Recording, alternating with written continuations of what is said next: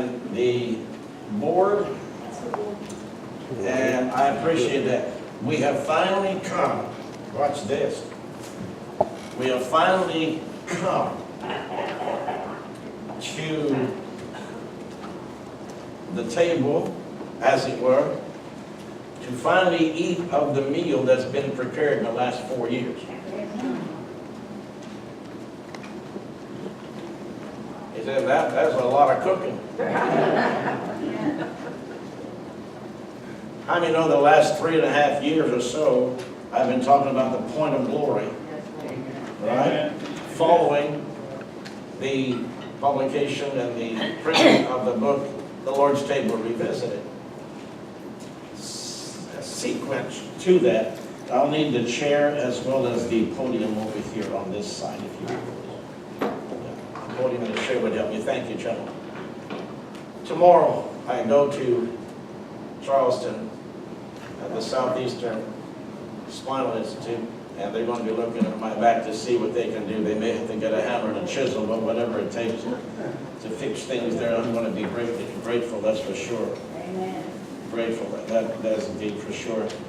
And so this morning, some wonderful aspects as I enter into this message,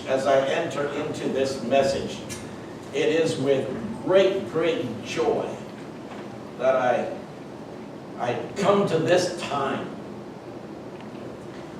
You've heard the expression is, this is ice cream on the cake, and then there's cherry on top of that.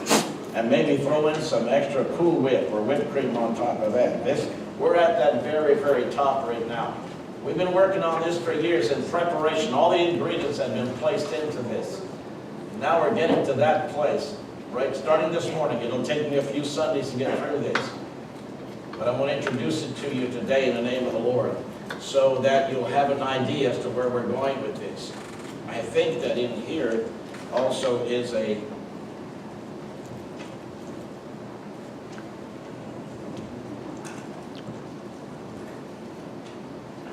marker. I'm hoping there would be, and there is one. Thank the Lord for the marker. Before we get into the message today, because this is our patriotic Sunday of the month, the first Sunday of the month, which is our Black Robe Regiment Sunday.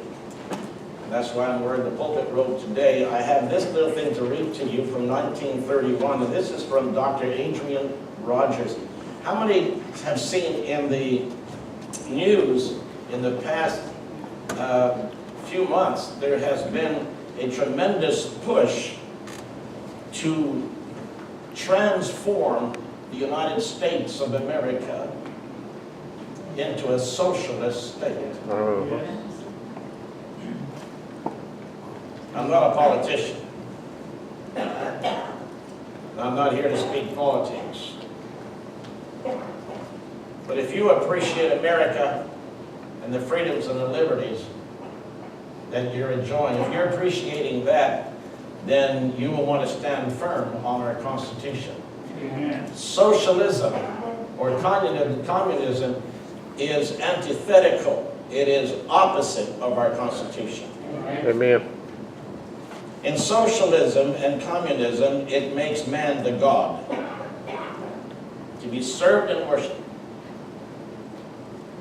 In our Constitution, it clearly states that the liberties and freedoms that we have are granted to us not by man, but by God. Is that correct? Amen. Granted to us by God. For the United States of America to become a socialist state, we would have to tear up and shred the entire Constitution and Declaration of Independence.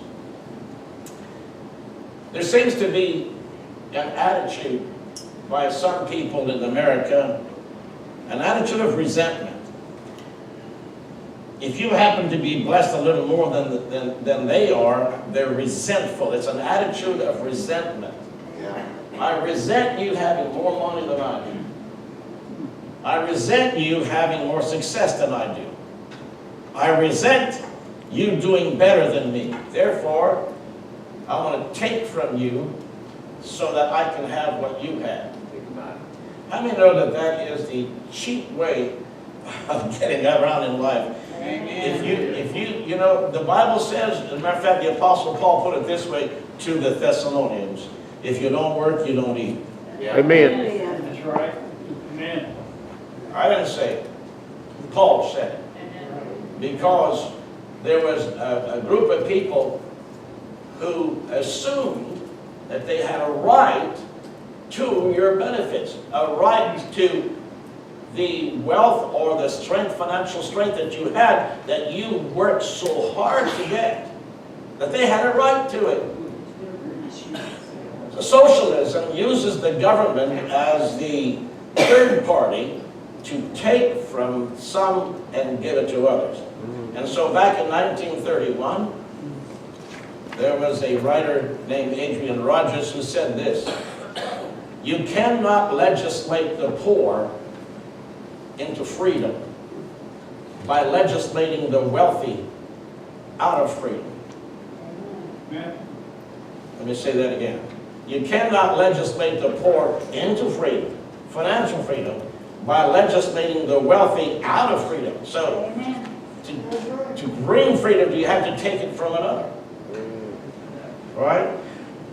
What one person receives without working for, another person must work for without receiving. That's right. Amen. Let me say that again. What one person receives without working for, another person must work for without receiving. Amen. And I've underlined this. All of this is great. The government cannot give to anybody anything that the government does not first take from somebody else. Right. Amen. Amen. Anything that the government gives, it came from taking from somebody else. The government has no money. The people have. So the government takes from one and gives to the other. So the government can't give what it doesn't have. It can only give to one after they've taken from another. When half of the people get the idea that they do not have to work, because the other half is going to take care of them, and when the other half gets the idea that it doesn't no good to work because somebody else is going to get what they work for, my dear friend, that's the end of that nation. Right. You Amen. cannot multiply wealth by dividing it. You can't create more wealth by dividing wealth. Does that make sense? Absolutely. Now, let me also say this. The United States of America is the most generous, the most gracious country in the entire world. The socialist countries, whether that be China, Venezuela, over in Russia, and other communist states, Cuba,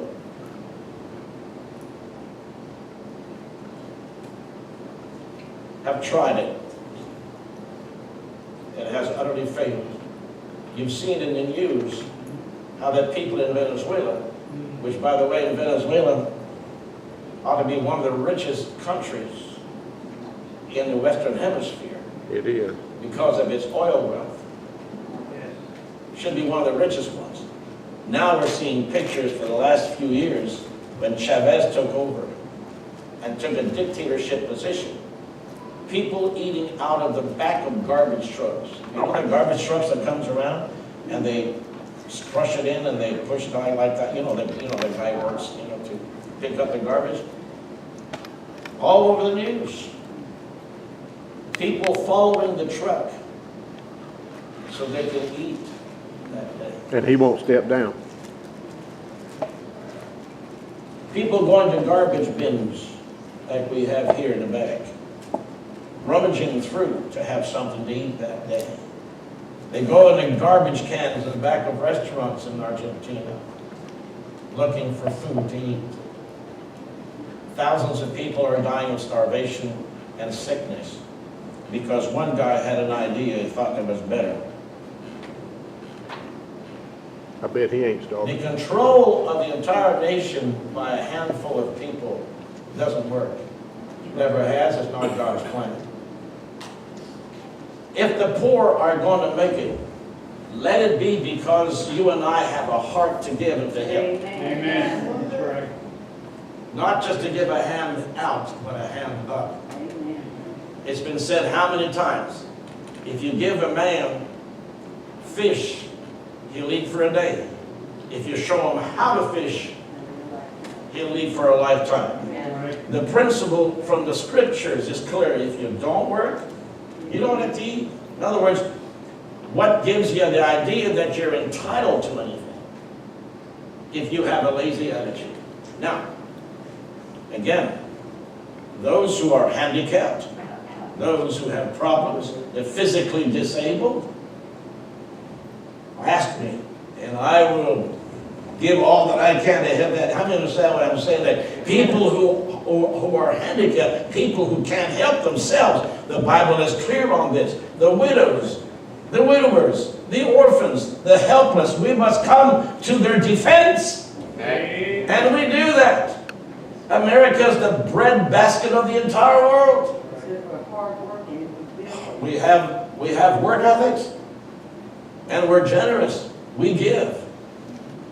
And so I encourage all of the Christians watching by YouTube, listening by CD, or here this morning,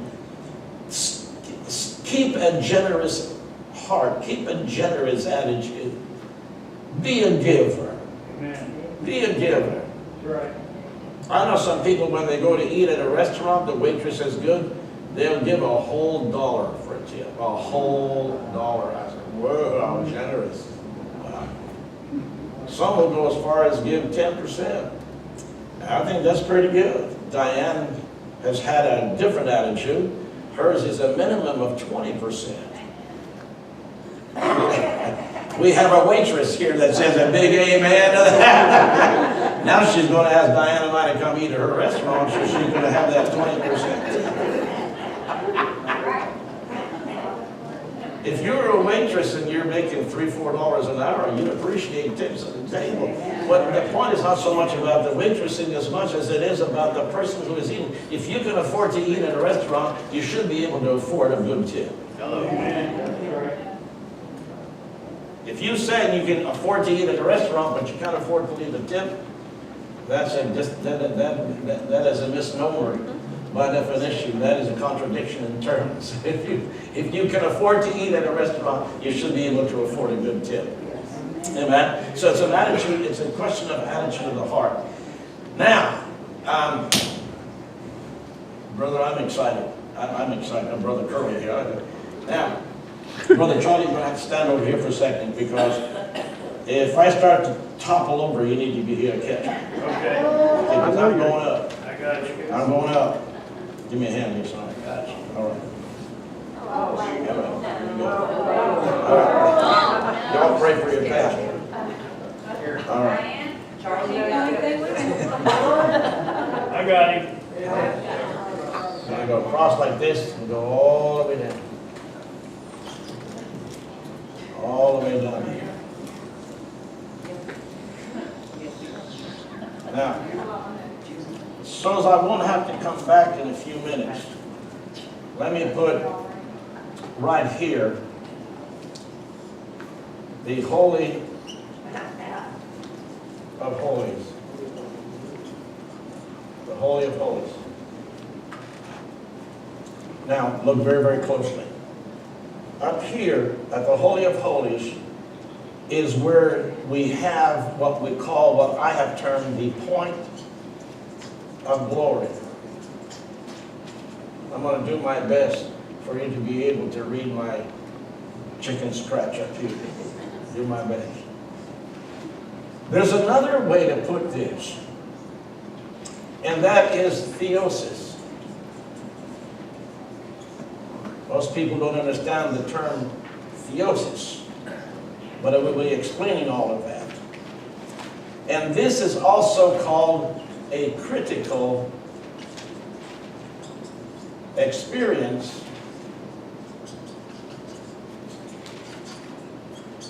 with God. Right here. All right? Now, We will get to that. Help me down, little brother. All right. Okay, I'm done. You good? I'm good. All right. Thank you.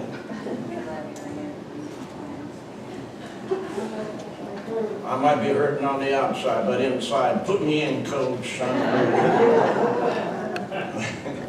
Now, let's go all the way down with this. Down to here. And I'm doing this because I'm going to talk to you for a few minutes before I go any further with this. This is the beginning of the diagram and the layout of the Old Testament. Everybody say Old Testament. Old Testament. Tabernacle. Tabernacle. To worship God. To worship God. God gave Moses what we call a pattern of a flow of worship. A flow of worship. Everybody say flow of worship. Flow of worship. God gave the pattern to Moses. This is very, very, very important because this morning, I won't be a long time on this because we have new members we're going to be receiving this morning. That's pretty exciting. God has given to Moses a pattern. And if you look throughout the Pentateuch, the first five, the Torah, the first five books of it, you will find that God was so explicit on materials that were going to be used to build the tabernacle, on the dimensions of everything associated with the tabernacle. Listen very closely. It's important that you get this, because if you don't get the details, how many know that the end product is not going to be strong for you? The details are what's important. Because if you don't understand the details, you won't get the larger, bigger picture. Right. Amen. It's in the details. Any cook will tell you. It's in the details. It's in the ingredients. And that's what makes it a delectable experience. So God gave Moses a pattern. And we're going to be describing this pattern over the next few weeks. But now, this is a little bit of paradox in the New Testament. There is no pattern explicitly given for a church service. Did you notice that? Is that correct? Yeah. Unless we have other theologians in our midst that can correct me. No one was visited by God like Moses was visited by God and said, you're going to do it this way. You're going to have this as a pattern. In the New Testament, we don't have that. Is that correct, Jeannie? That's right. We don't have a Moses in there to give us instruction on how the flow of worship is to go. It's not in the New Testament anywhere. All we have are little tidbits. A little here, a little there, a little over here, and we try to put it together to have a church service. So I have been on a journey. Some of you might be getting an idea where I'm going with it. I have been on a journey now for a number of years. Because I have found this to be a little bit of a dilemma. Because I've been in some churches where they took the offering as soon as you came in. First thing on the agenda. Offering time! No time to take the offering. Well, who said it's not the right time? Who said it's the right time?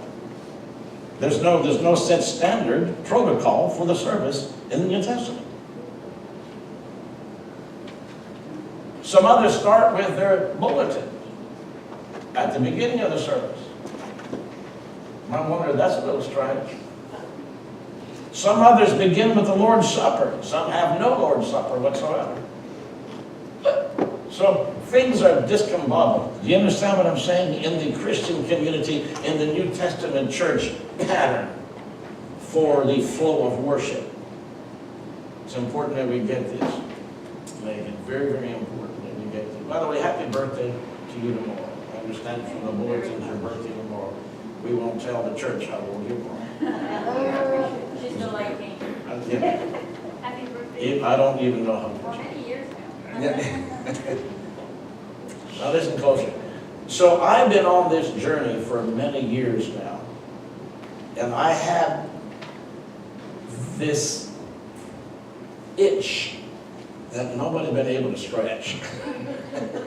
How many's had that experience in life? You know that there's something that's bugging you, you just can't put your finger on it, it's just gnawing at you, it just bugs you to no end. Keeps you awake at Well, night. I've had this itch for years now. Brother Dave, you're going to enjoy this. I know you are. And I asked God that the church service itself, from the very beginning to the very end of the service, would be ordered in such a fashion to produce the most effective and most profound worship and service to God, and the most effective in transformative measures. I've been asking God that. I've been asking the Lord and asking for the Holy Spirit to reveal to me some truths. And I must tell you, I don't have the patent on this. I can't send it to Washington, D.C. and say, I have a patent on how you worship. I can't do that. But there has to be one that is best suited for the believer in that sense, where it's biblically sound, but also, like I said, to where in a fashion, because what's our objective? What's it you have? The best way to do something right is to have a picture of the end product. Amen. If you don't have a picture of an end product, you don't know where you're going. Amen. Amen. The end product of any service is that it's worship. But there is a worship that is acceptable to God and a worship that is not. Jesus said right now, the Father is looking for worshipers that would worship Him in spirit and in truth. But worship that is worship and worship that is acceptable to God has an effect on a human heart. Because there is preparatory work to be done before you even begin to worship. Does that make sense? Amen. There's work to be done. How many feel that before you put a clean dress on or a clean suit on, you first have to have a bath? And all the ladies said, amen. Talk to my husband, talk to my boys. I knew a guy, he was a preacher, back 40, 50 years ago. And his way of cleaning up for church was wash your hands and face and put more powder on. You know that talc, and put more perfume on, put whatever it takes. His way of, I mean, no, you can't camouflage B.O. Right? Amen. You can't camouflage that. You can put on, you can put your left guard, right guard on, you can put all kind of stuff on, but if the B.O. hasn't been washed off. Right? So watch now. Worship is the end product. Worship is the objective. The objective is to reach a point of glory where the natural meets the supernatural, where the divine touches the human heart, where Christ is glorified in a maximum capacity in your heart, in your faith, and in your experience of worship. Because our worship cannot supersede our image of God.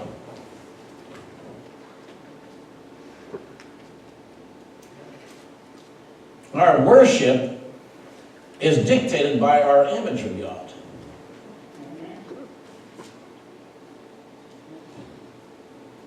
Mary Magdalene and other ones fell at his feet, washed his feet with her tears, dried his feet. Another one put all that expensive perfume on the Lord's feet and anointed his feet.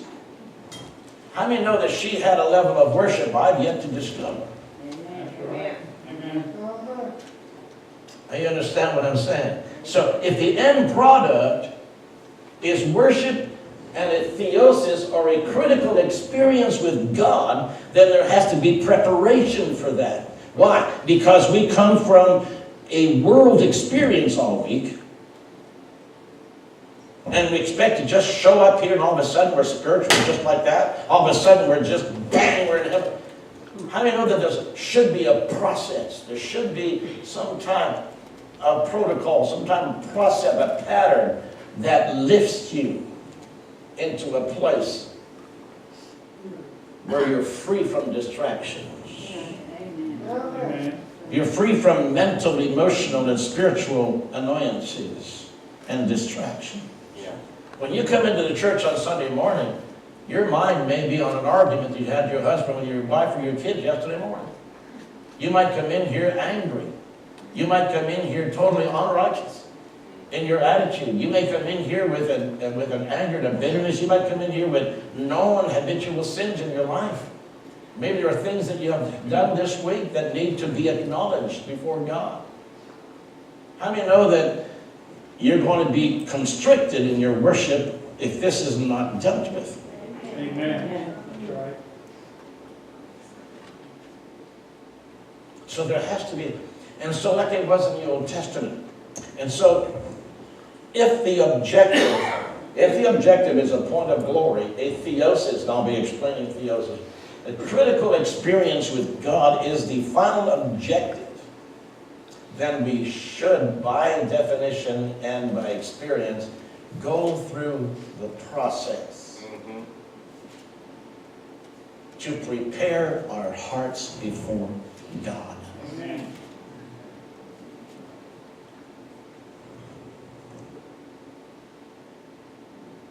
For instance, the Bible says in Psalm 100, remember we've read this a number of times, enter his gates.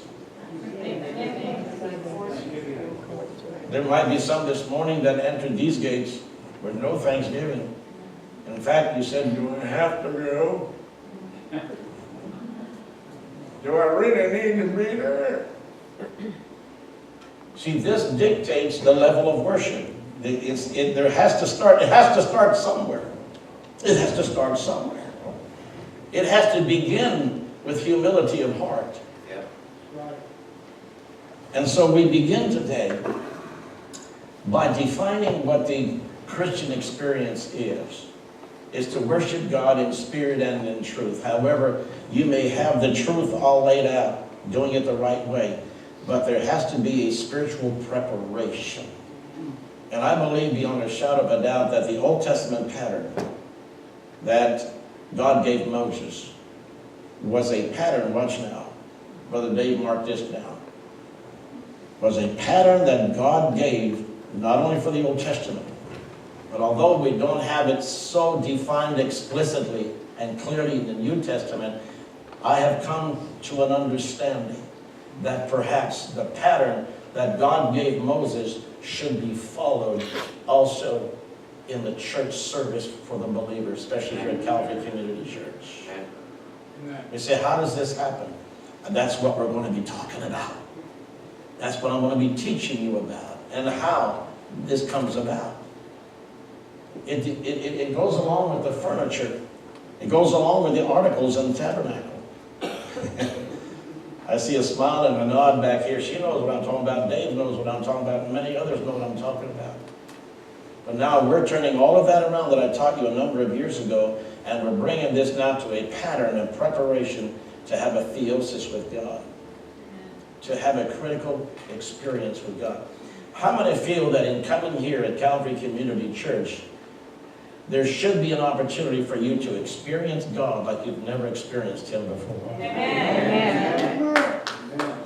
Do you feel that there should be leadership provided for you that can help you achieve that? Amen. I need to give you that. I need to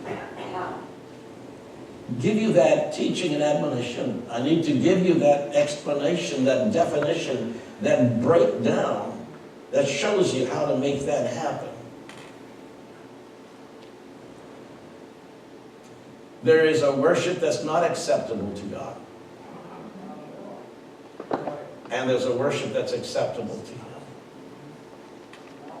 God made it very clear in the Old Testament and the New Testament. He told what? The Pharisees of the day and the people a long time ago of Israel. He said, you worship me with your lips, but your heart is far from me. That's right. There's a worship that's not acceptable to God. That's right. There's ministry that's not acceptable to God. Amen. Right. You can be preaching in His name and not know Him. That's right. Amen. You can be praying in His name and not know Him. You can be rendering and surrendering tithe and offering to the Lord in His name and not know Jesus. That's right. If you look in what Jesus taught concerning the unaccepted ministry and unaccepted so-called Christianity, the unaccepted worship, the unaccepted praying and fasting that Jesus spoke about, He defined it on the judgment day where the sheep were on His right side and the goats were on the left side. And to the sheep on the right side, He said, come into your reward, you good sheep. When I was hungry, you fed me. When I was thirsty, you gave me to drink. If I was naked, when I was sick, you visited me. In prison, you comforted me. And they even said to the Lord, when did we see you in these conditions? He said, because you've done it to the least of these, you've done it to me. There's a worship and a service that's acceptable to God and that is added to your account for when you go to heaven to receive the blessing and the rewards. And then He looks over at the goats on the left side. Isn't that funny? The left side is always a goatish. Always button heads. Anyways, let's forget the left for a minute. When I was hungry, when did we see you hungry? When did we see that? Because you didn't do it to the least That's of these, right. my brethren. It's to me, you neglected me. Amen. Neglect them, you neglect me. Go into your punishment. So there is worship that's acceptable. There's a worship that is refutable. There's a service and ministry that's acceptable to God, and there's some that are not. Jesus said they will come in that day. Have we not cast out devils in your name? Have we not preached in your name? Have we not healed the sick in your name? Jesus said, depart from me, you workers of iniquity. I never knew you. I never knew you, never called you. Amen. So there is even ministry out here that looks on the surface to be wonderful, plausible, that look to be acceptable, that even God has to bless it because they're so pure.